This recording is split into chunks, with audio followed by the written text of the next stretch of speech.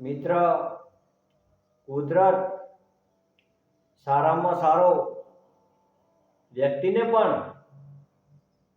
થોડો ખરાબ સમય જરૂર બતાવે છે, કારણ કે એને દુખી કરવા નહીં, પરંતુ એના પોતાના અને પોતાનાઓને પરિચય કરાવવા માટે. મિત્ર, હર હર મહાદેવ, જય શરણમાં, જય ચામુંડમાં, જય ગોગા મહારાજ, જય શ્રીપુત્રમાં.